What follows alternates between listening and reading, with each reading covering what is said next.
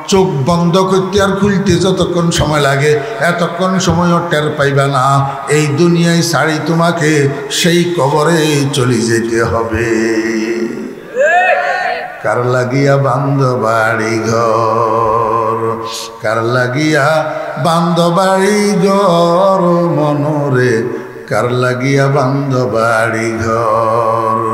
আপন আপন ভাবো যাদের সবই তোমার পর মনরে, কার লাগিয়া বান্ধ বাড়ি ঘর।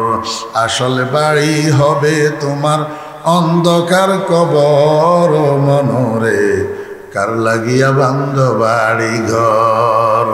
এই জন্য আল্লাহ আরে বুঝায় অকবা কা কুচ করলে যতন, আখেরাতের একটু যত্ন করো, কবরকে সাজানোর জন্য একটু সচেষ্ট হও, একটু যত্নবান হও। কেন? কয়েকদিন ছোড়ে জানা হে ওয়াতন।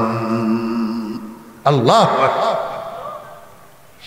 4টা প্রশ্নের উত্তর যতক্ষণ দেওয়া যাবে না, পাও হিলানোর জন্য সুযোগ দেওয়া হবে না। 1 নম্বর গোটা হায়াতের হিসাব, 2 নম্বর যৌবনের হিসাব, 3 নম্বর মালের হিসাব, মিন আইনা ইকতাসাবাহু ওয়া ফিমা আনফাকাহু, রুজি করলি কোথা থেকে, খরচ করলি কোথায়। 4 নম্বর নিজের ইলমের হিসাব, যাহা কিছু জানছ সেই অনুযায়ী আমল করছ কিনা। আন ইলমিহি মাযা আমিলা বিহি। আমি আপনাদেরকে বুঝাইতে চেয়েছিলাম, আল্লাহর হাবিব বলছেন 4টা গুণ যদি তোমার কাছে থাকে, এই 4 গুণের 1 নম্বর গুণ হাফিজু আমানাতিন। আমানত কি? 1 নম্বর আমানত হলো নিঃশ্বাসগুলা। আমার বেরা দোস্তাবাব, 2 নম্বর আমানত, 2 নম্বর আমানত কি? আমার বেরা, একজন স্বামী আরেকজন স্ত্রী, একজন পুরুষ আরেকজন নারী, এই 2 জনের মধ্যে যদি আকদের সম্পর্ক হয়, বিবাহের বন্ধন হয়, তো একজনের স্বামী বলে আরেকজনের স্ত্রী বলে। অদোস্ত, বিয়ে হওয়ার পরে স্বামীর যৌবন স্ত্রীর আমানত, স্ত্রীর যৌবন স্বামীর আমানত, স্বামীর আমানত। আমানতকারীর অনুমতি ছাড়া অন্যত্র যেরকম আমানতের ব্যবহার করা যায় না, ওরে একজন স্বামীর জন্য তার স্ত্রীর আমানত অন্যত্র ব্যবহার করতে পারে না। যেই স্বামী ঘরে স্ত্রী রাখি রাস্তায় পরনারীর গালের দিকে তাকায়, পরনারীর চেহারার দিকে তাকায়, পরনারীর রূপের দিকে তাকায়, এই স্বামী খেয়ানতকারী। তার খেয়ানত, তার কাছে আমানতের হেফাজত না, আমানতের হেফাজত নাই। আমার মা বোনেরা, ঠিক তেমনি ভাবে আপনার স্বামী যতক্ষণ ঘরে আছে ততক্ষণ তো আপনি রাবেয়া বসরি হইয়া যান, আপনি তো ততক্ষণ ফাতেমাতু জোহরা হইয়া যান, স্বামীর সামনে আপনি খুরমা খাজুর হইয়া যান একেবারে। কিন্তু কিছুক্ষণ পরে স্বামী যখন 2500 বাজারে চলে গেছে দোকানদারি করার জন্য, এইবার আপনি ফেরিওয়ালার সাথে দেখা দেন, হকারের সাথে দেখা দেন, বিদেশি বদলা কামলার সাথে দেখা দেন, যে আসে তার সাথে ফুটুর ফুটুর কথা বলেন। তার মানে ওই যে আল্লাহু আকবার, আপনার যৌবন, আপনার রূপ, এটা আপনার স্বামীর হেফাজ, আমানত। এই কথাটা আপনার মনে নাই, আপনি আমানতের খেয়ানত করতে আছেন। আল্লাহ পাক রব্বুল আলামিন কয়, ও দুনিয়ার মানুষেরা, যেই স্বামী পরের স্ত্রীর দিকে তাকাবি, পরের মেয়ের দিকে তাকাবি, আর যেই স্ত্রী পরপুরুষের সাথে দেখা দিবি আর কথা বলবি, তোদের জন্য জান্নাতুল ফেরদাউস কপালে না। হাফিজু আমানাতিন, আমানতের কি করতে হবে? হেফাজত করতে হবে। আমার বেয়েরা, আরেকটা আমানত দেখেন, আরেকটা আমানত। ওই ঢাকা শহরে যাইয়া দেখেন, অনেক শিল্পপতি, কোটিপতি, ইন্ডাস্ট্রিয়াল আছে, শত শত কোটি টাকার মালিক, কিন্তু বাপ ডাকার জন্য, আব্বা বলার জন্য একটা সন্তান নাই। আছে না নাই? আপনারা, আমরা যাদের কাছে সন্তান আছে, ছেলে আছে, মেয়ে আছে, আমরা তো দরখাস্ত করি নাই আল্লাহর কাছে, আল্লাহ আমার তুমি 7টা ছেলের বাপ বানাও, একটা মেয়ে দিও না। আল্লাহ তুমি আমার 5টা ছেলে দাও, 2টা মেয়ে দাও, খবরদার বিয়ের সংখ্যা যেন না বাড়ে। বলছি নি কোনোদিন? আল্লাহ পাক রব্বুল আলামিন কয় ইয়াহাবু লিমান ইয়াশাউ ইনাসা ওয়া ইয়াহাবু লিমান ইয়াশাউ যুকুর আও ইউযাব্বিজুহুম যুকরানাও ওয়া ইনাসা ওয়া ইয়াজআলু মান ইয়াশাউ আকীমা। আল্লাহ কয় আমি যারে চাই ছেলে কতগুলা দিই, আর যারে চাই মেয়ে কতগুলা দিই, আর যারে চাই আবার ভাগ করে দিই, কয়েকটা ছেলে কয়েকটা মেয়ে। আবার যারে চাই টাকা পয়সা ভরপুর দিই, কিন্তু একটা ছেলে মেয়ে তাকে আমি নসিব করি না। ও ভাইরা, এই ছেলে মেয়ে আল্লাহর দেওয়া নেয়ামত আমরা দরখাস্ত করি নাই। আল্লাহ কয় বান্দা তোর ঘরে পাঠাইছি আমার বান্দা, তোর ঘরে পাঠাইছি আমার হাবিবের উম্মত। তুই তো খালি বুঝস আমার ছেলে আমার ছেলে আমার ছেলে আমার ছেলে আমার ছেলে। আর তোর ছেলে যেটা ঠিক, এইটা ছাড়াও আরও একটা পরিচয় আছে। সেটা কি? তোর ছেলে এটা আমার বান্দা, আমার হাবিবের উম্মত। তোর কাছে আমানত দিছি আমার ইচ্ছা মতো, আমার হাবিবের তরিকা মতো পরিচালনা করার জন্য। এখন তুই তো ছেলের বাবা হইয়া লাট সাহেব হইয়া গেছ, তুই তো ছেলের বাবা হইয়া গভর্নর হইয়া গেছ। এখন ছেলের তুই ইংরেজি পদ্ধতিতে পরিচালনা করস, কোরআন শরীফ শিখস না, হাদিস শরীফ শিখস না, অজু গোসলের মশালা শিখস না, নামাজটা ঠিকমতো তোর ফলায় পারে না, তোর ফলা ঠিকমতো তাশাহুদটা শুদ্ধ করি জানে না, দোয়াই কুনুতটা শুদ্ধ করি জানে না, জানাজার নামাজের দোয়াটা শুদ্ধ করে জানে না, তোরে কবর রাখার সময় কোন দোয়া পড়া লাগবে সেই দোয়াটা তোর ফলায় জানে না, তোর কবরে মাটি দেওয়ার সময় কোন দোয়া পড়তে হবে সেই দোয়াটা তোর ফলায় জানে না। তার মানে কি? তুই আমার আমানতেরে আমার ইচ্ছা মতো খরচ নাই, তোর ইচ্ছা মতো খরচ করছ। মনে রাখবি কিয়ামতের ময়দানে এই আমানতের হিসাব দিতে হবে। আমার বান্দা আমার হাবিবুর উম্মতেরে ইংরেজি তরিকায় কেন চালাইলি, মুসলমানি তরিকায় কেন চালাইলি না? কিয়ামতের ময়দানে তোর গলায় গামছা লাগবে। হিফযু আমানাত। আল্লাহু আকবার।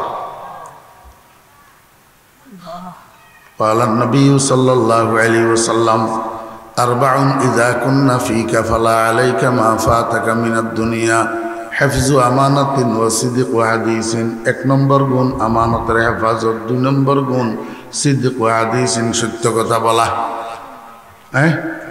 এখন তো আমখাস নির্বিশেষে আমরা অনায়াসে মিথ্যা কথা কই, বিনা দরকারে মিথ্যা কথা কই। মিথ্যা কথা সমস্ত গুনার জড়, মিথ্যা কথা সমস্ত গুনার শিকড়, মিথ্যা কথা সমস্ত গুনার মূল। একটা মিথ্যা কথায় 100টা গুনাহ করার দিকে মানুষকে টানে, একটা মিথ্যা কথায়। আর সেই মিথ্যা কথা এখন আমরা আলেম ওলামারা অনায়াসে কই, বিনা জরুরতে কই বিচার। মানুষ গলায় ছুরি আসতে লাগলে, অফারও গেলে, মজবুর হইলে তখন না মিথ্যা কথা কয়। এমনি অনায়াসে বেদরকারে খালি কি কয়? মিথ্যা কথা কয়। আল্লাহ হাবিব জনাব রাসূলুল্লাহ সাল্লাল্লাহু আলাইহি ওয়াসাল্লাম কয় উম্মত খবরদার মিথ্যা কথা পরিহার করো, সিদক দিয়েছেন 2 নম্বর। 3 নম্বর গুণ হসনু খলিকাতিন, চরিত্রকে উত্তম বানানো। চরিত্রকে কি বানানো? উত্তম বানানো। এখন তো আমরা উত্তম চরিত্র বুঝি খালি চুরি করলে হাতের চরিত্র নাই, জানা করলে তার চরিত্র নাই, আর বাকিগুলারে আমরা চরিত্র খারাপ চরিত্র মনে করি না। একজনের মাথায় বাড়ি দেওয়া, তাকে আঘাত করা, একজনের বুকে ডেগার ঢুকাইয়া তাকে হত্যা করা, রাজনীতির নামে মানুষ খুন করা, দেশের সম্পদ লুট করি বিদেশি ব্যাংকে টাকার পাহাড় গড়া, এগুলা বুঝি চরিত্রহীনতা নয়, এগুলা চরিত্রহীনতা নয়। আল্লাহর হাবিব জনাব রাসূলুল্লাহ সাল্লাল্লাহু আলাইহি ওয়াসাল্লামের চরিত্র কেমন ছিল? ও বেরা দোস্ত আবাব, রসুল আকরম সাল্লাল্লাহু আলাইহি ওয়াসাল্লামের জবানের কথার দ্বারা দুনিয়ার কোনো মানুষ অন্তরে আঘাত পাইত না, মনে কষ্ট পাইত না। রসুল আকরম সাল্লাল্লাহু আলাইহি ওয়াসাল্লামের হাত পাও দ্বারা দুনিয়ার কোনো মানুষের শরীরে আঘাত হইত না, দুনিয়ার কোনো মানুষের অর্থ নষ্ট হইত না। এইটার নাম হলো উত্তম চরিত্র। ইন্নাকা লাআলা খুলুকিন আযীম। আল্লাহর হাবিব বলেন তোমাদের চরিত্রকে উত্তম বানাও। কয়টা গুণ? 1 নম্বর আমানতের হেফাজত, 2 নম্বর সত্য কথা বলা, 3 নম্বর উত্তম চরিত্রের অধিকারী হওয়া, 4 নম্বর ইফাতুন ফি তুমাতিন। আল্লাহর হাবিব কয় উম্মত রুজি করার আগে চিন্তা কর রুজিটা তোর হালাল না হারাম। লোকমা মুখে দেওয়ার আগে চিন্তা কর এই লোকমাটা হারাম না হালাল। রাসূল আকরাম সাল্লাল্লাহু আলাইহি ওয়াসাল্লাম বলেন, হালাল খাদ্যর দ্বারা যেই শরীর লালিত পালিত হয় এই শরীর কিয়ামতের ময়দানে জান্নাতে প্রবেশ করবে না। ও মুসলমান ভাইরা, এই কথাটা কইলে আজকে আমার কথা শেষ। একটা কথা, হারাম রুজি দিয়া ছেলে মেয়ে লালন পালন করবেন না, হারাম টাকা দিয়া ছেলে মেয়ের লেখাপড়া করাইবেন না। যেই বাপে হারাম রুজি দিয়া বাতের চাউল কিনে, তরকারি কিনে, মাছ গোস্ত কিনে, বাচ্চার দুধ কিনে, চিনি কিনে, যেই বাপে হারাম রুজি দিয়া সন্তান লালন পালন করে, বাপ মা বুড়া বয়সে এই সন্তানের সেবা থেকে বঞ্চিত থাকে। ফোলা বউ লইয়া টাকা চলে যাব, বুড়া বুড়ির খবর নিবে না। এই ফোলার বউয়ে শাশুড়ির খেদমত করবে না, কারণ হারাম রুজির পালা, হারাম রুজির পালা। আরজু করে মাদ্রাসায় দিছে পোলারে আলেম বানানোর জন্য। অল্প কয়েক ক্লাস পড়ি, এবার মাথায় টুপিও নাই, মুখে দাড়িও নাই, জিন্সের প্যান্ট একটা সিবা টাইট পরে, উর্ফেজি জুব্বা একটা গাদ্দে, নামাজ নাই, কলমা নাই, কিচ্ছু নেই। দোস্ত, মাদ্রাসায় পড়া মানে অ্যারাবিক লাইনে শিক্ষিত হওয়া, আলেম হওয়া আলেম হওয়া আরেক জিনিস, মাদ্রাসায় পড়া আরেক জিনিস। আপনার পোলা মাদ্রাসায় পড়ছে, দাখিলে ভালো পাস করছে, আলেমে ভালো পাস করছে, ফাজলে ভালো পাস করছে, কামেলে ভালো পাস করছে, ইসলামিক স্টাডিজ থেকে অনার্স মাস্টার্স করছে, এগুলা সব ঠিক আছে, কিন্তু আলেম গড়া ডিমও হয় নাই। আলেম হইল না কেন? ওই হারাম রুজির লালন পালন, হারাম রুজির লালন পালন।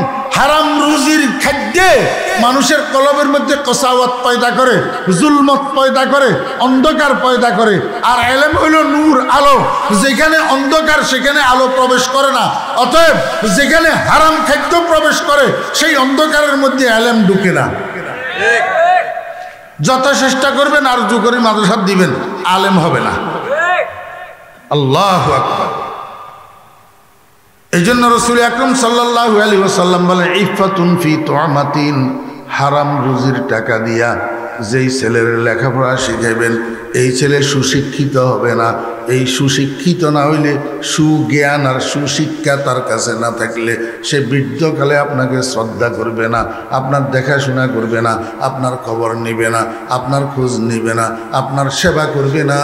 এটার জন্য পূর্ব শর্ত, আপনি আপনার ছেলেকে লালন পালন করার সময়, লেখাপড়া শেখানোর সময় হালাল রুজি ব্যয় করা। ইফাতুন ফি তুআমাতিন। मुरादे मा नसीहत बुदो गुफ्तेम हवालत बा खुदा कर दे मुरफ्तेम। नसीहत उद्देश्य छिलो ताई करिलाम, आल्लाहर सपर्द करे आमी चलिलाम। आन अब्दुल्लाह इब्न मसऊद रज़ियल्लाहु अन्हु قال काना रसूलुल्लाह सल्लल्लाहु अलैहि वसल्लम यतक़ब्बलुना बिल मौइज़ा मखाफत अस्सामा। हज़रत अब्दुल्लाह इब्न मसऊद रज़ियल्लाहु अन्हु থেকে বর্ণিত, তিনি বলেন রাসূল আকরাম সাল্লাল্লাহু আলাইহি ওয়াসাল্লাম যখন আমাদেরকে নসিহত করতেন খুব খেয়াল করতেন, আমাদের চেহারার দিকে তাকাইতেন, আমাদের চেহারার মধ্যে কোনো বিরক্তির ভাব আছে কিনা। যদি নবীজি আমরা শ্রোতাদের কারো চেহারার মধ্যে বিরক্তির ভাব দেখতেন, সঙ্গে সঙ্গে নসিহত বন্ধ করে দিতেন। ইন্না সলাতি ওয়া নুসুকি ওয়া মাহইয়ায়া ওয়া মামাতি। এখানে ওয়াকফ আছে, এখানে কি আছে? ওয়াকফ আছে। ইন্না সলাতি ওয়া নুসুকি ওয়া মাহইয়ায়া ওয়া মামাতি, এখানে কি আছে? ওয়াকফ আছে। ওয়াকফ এটা ওয়াকফে জায়েজ, ওয়াকফে লাজেম না। আপনি চাইলে ওয়াকফ করতে পারবেন, না চাইলে ওয়াকফ না করলেও কোনো অসুবিধা নেই। আর কিছু কিছু জায়গায় ওয়াকফ আছে ওয়াকফে লাজেম, যেখানে ওয়াকফ করতেই হবে। আর কিছু কিছু জায়গা আছে যেখানে ওয়াকফ নাই, সেখানে ওয়াকফ করলে পিছনের দিক থেকে আবার মিলাইয়া পড়তে হবে। এটা তাজবিদের কায়দা, মনে করেন আরবি গ্রামার, এটা আপনারা সর্বসাধারণ বুঝবেন না।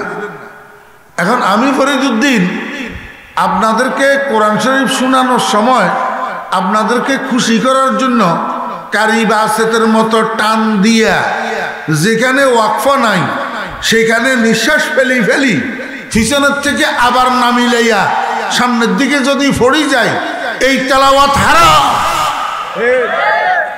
এই তেলাওয়াত কিয়ামতের ময়দানে তেলাওয়াতকারীর মুখের উপরে মারা হবে। একে তো খেলাফত তাকবীর আর একে তো মানুষের খুশি করার জন্য। ইন্না সালাতি ওয়া নুসুকি ওয়া মাহইয়ায়া ওয়া মামাতি লিল্লাহি রব নিঃশ্বাস ফেলে দিলাম না, এরপরে বিল আলামিন।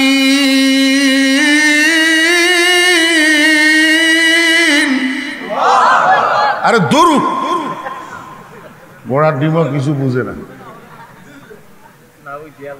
এটা উদাহরণ দিলাম।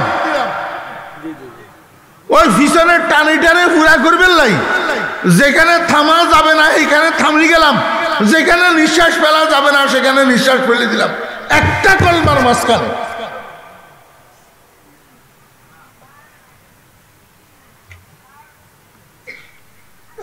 কাকে খুশি করার জন্য?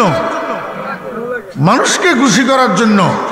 অথচ এই তেলাওয়াত, এই জিকির, এই তসবিহ, এই তাহলিল, এই দরুদ শরীফ সবকিছু খুশি করতে হবে কাকে? আল্লাহ। ঘোড়ার ডিমও উপকার হইতেছে না তো এই কারণে আমাদের মধ্যে আল্লাহরে খুশি করার কোন নিয়ত কারো কাছে নাই। সব নিয়ত হলে মাখলুক পূজা।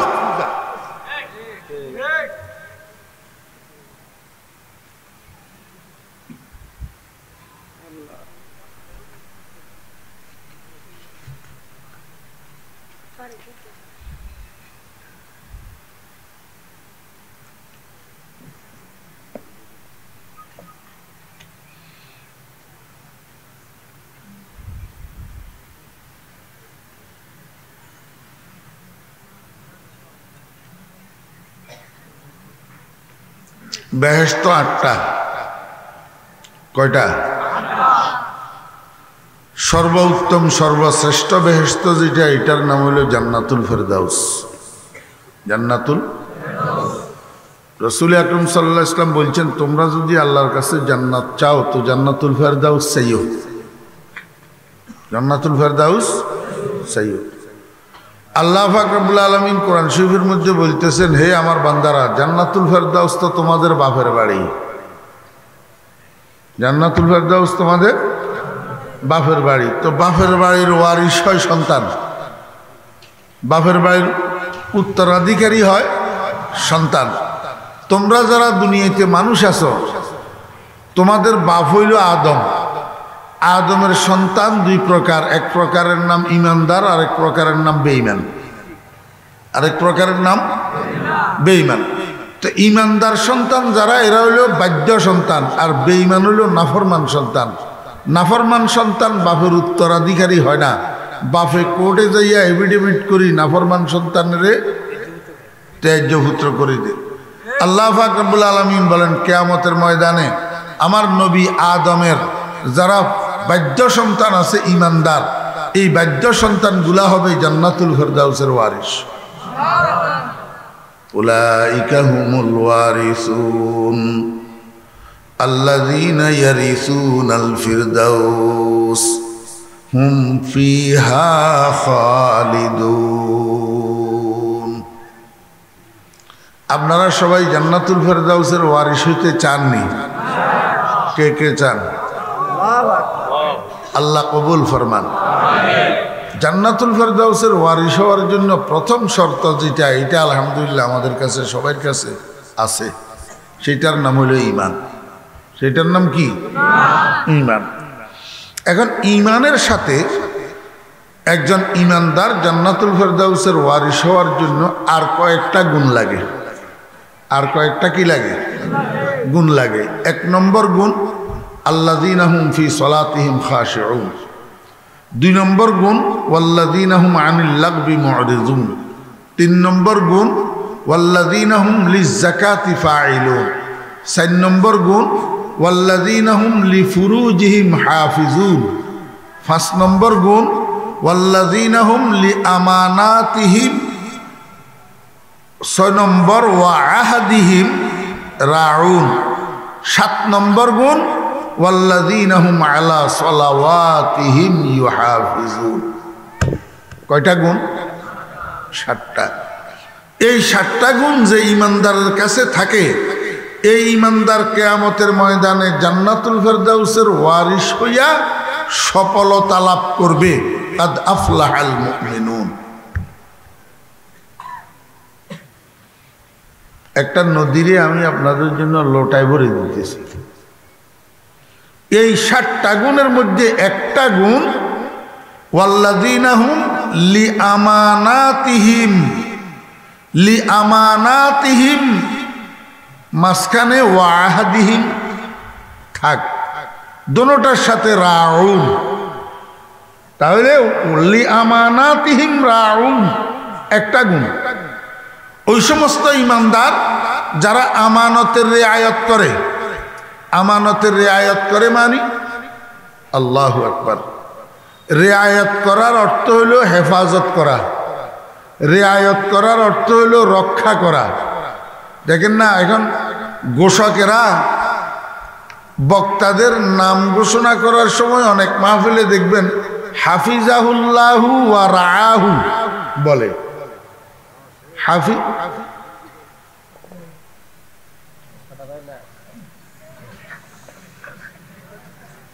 বেশি খটখটাইতেছেন আপনি, আরো আগের থেকে আমি খেয়াল করতেছি।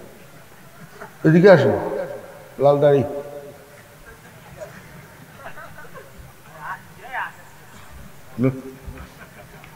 সভাপতি সাহেবের সাথে আরো সামনে খুব মনোযোগ সহকারে।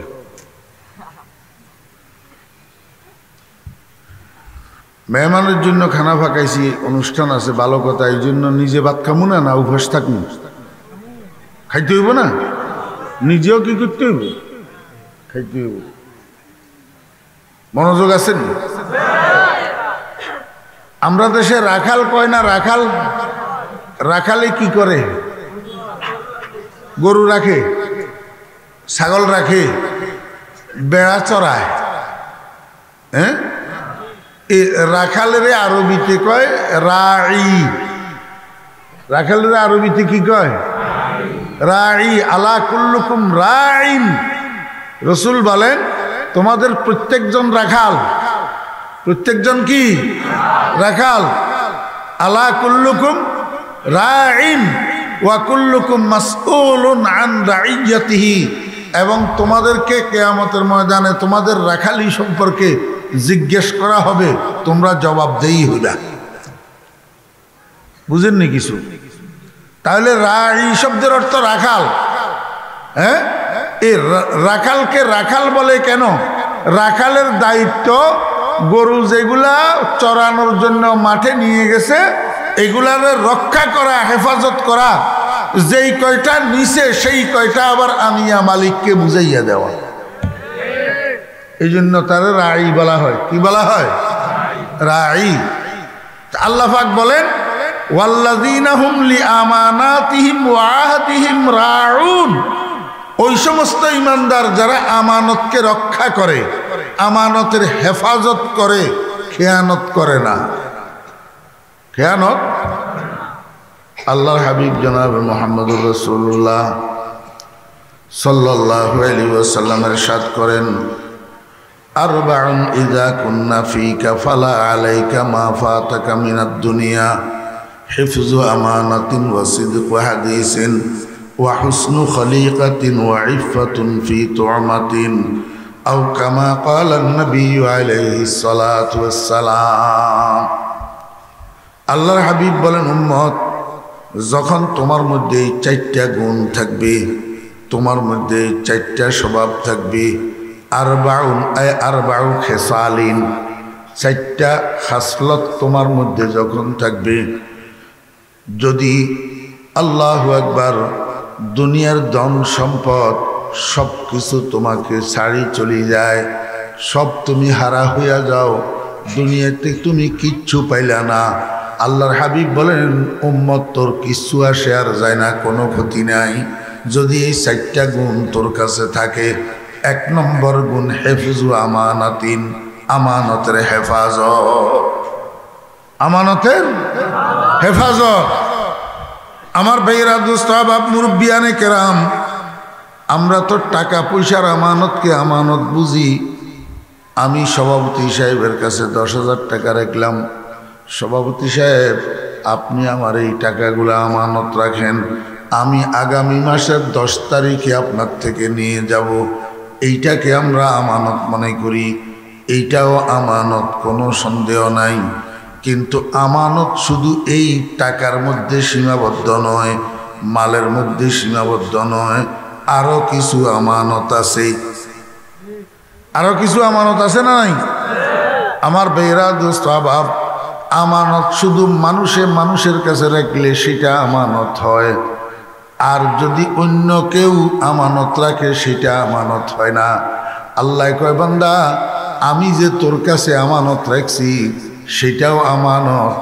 মানুষে যেই টাকা তোর কাছে আমানত রাখছে সেইটাকে যেরকম রক্ষা করা তোর দায়িত্ব, আমার রাখা আমানতগুলাকেও রক্ষা করা তোর দায়িত্ব।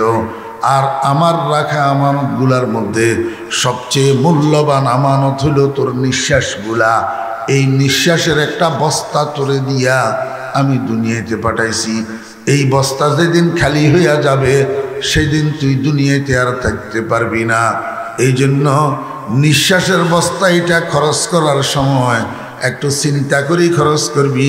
এটা তোর বাপের দেওয়া না, তোর দাদার দেওয়া না, এটা তোমার আব্বার ব্যাংক ব্যালেন্স না, এটা তোমার আব্বার রোপণ করা গাছের ফল না, এটা তোমার বাবার রোপণ করা জমিনের ফসল না, এটা আমি আল্লাহর রাখা আমানত। এই নিঃশ্বাসগুলা ওর দুনিয়ার আমানতকারীদের অনুমতি ছাড়া যার কাছে আমানত রাখা হয় সেই যেরকম ইচ্ছা মতো আমানতের মাল খরচ করতে পারে না, আমি আল্লাহর রাখা আমানতের নিঃশ্বাসগুলা এমনিভাবে ইচ্ছা মতো খরচ করতে পারবি না।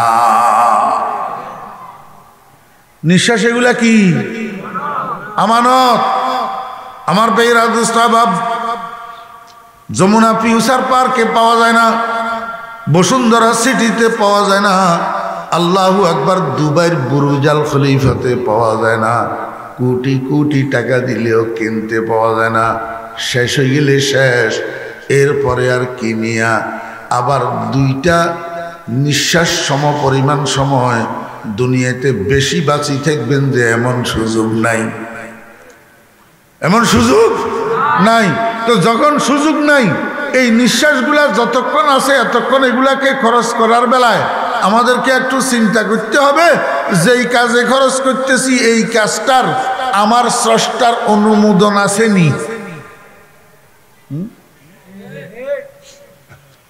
কি যমুনাইতে আয় হইলাম। আরে বাবু ভাইরে যে দূরা ভয় করে মানুষ, আল্লাহরে দূরা ভয় করে না।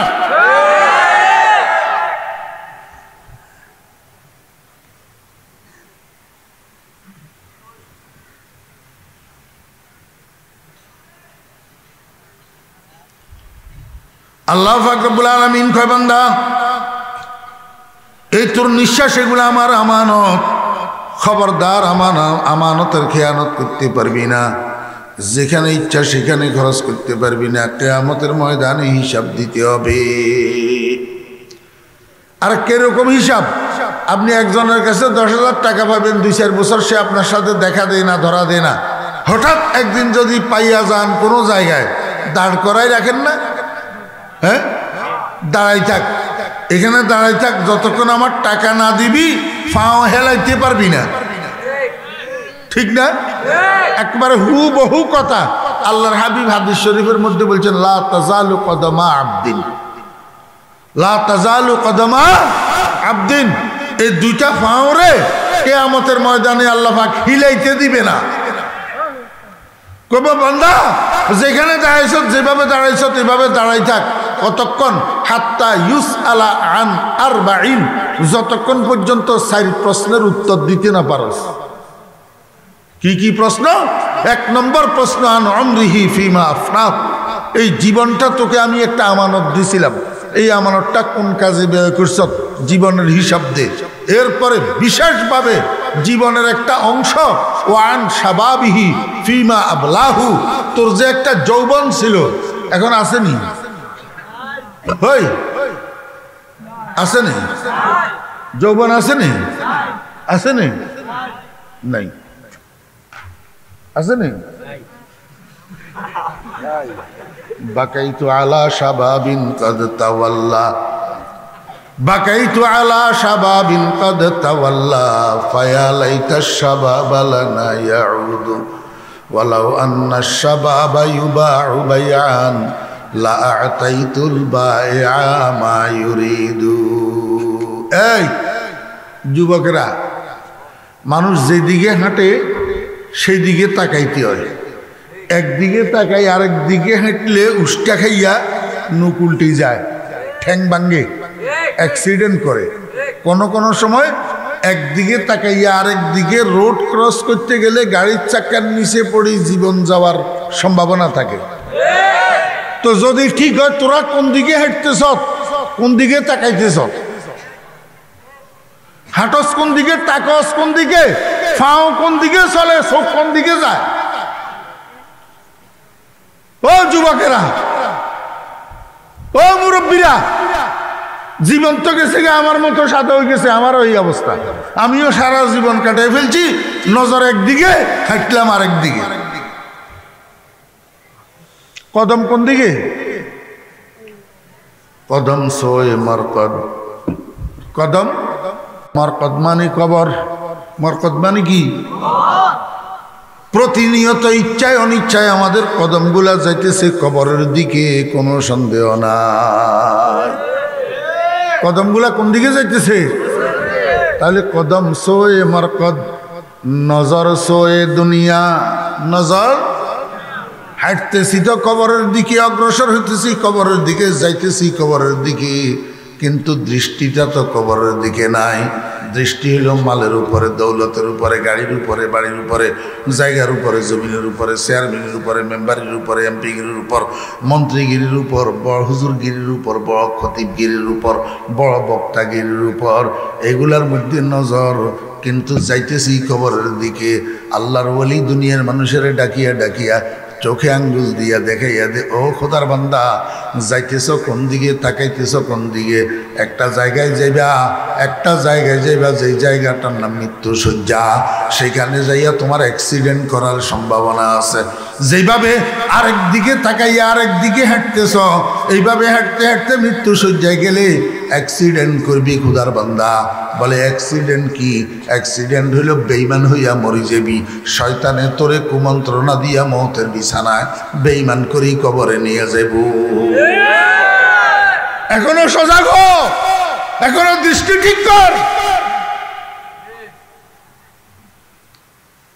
কদম সোয়ে মরকদ, নজর সোয়ে দুনিয়া, कदम सोए मरकद नजर सोए दुनिया, किधर जा रहा है किधर देख रहा है, किधर जा रहा है किधर देख रहा है। और खुदार बंदा जाइते सत कोन दिके, ताकाइते सत कोन दिके। हाय हाय हाय। এই জন্য আল্লাহর আরেকজন আশিক দুনিয়ার মানুষের বুঝায়, আয় বুলবুলে বাগে কাহন দুনিয়া কামত দিওয়ানা বন। উর্দু বুঝেন না? কিছু কিছু তো বুঝেন, খেয়াল করেন না। আয় বুলবুলে বাগে কাহন दुनिया का मत दीवाना बन, उक़बा का कुछ कर ले जतन, एक दिन छोड़ जाना है ये वतन। আপনারা খেয়াল করেন না, মনোযোগ নেই। না হলে আমার মুখে মুখে দুই চারবার বললে আপনাদেরও মুখস্থ হয়ে যাবে।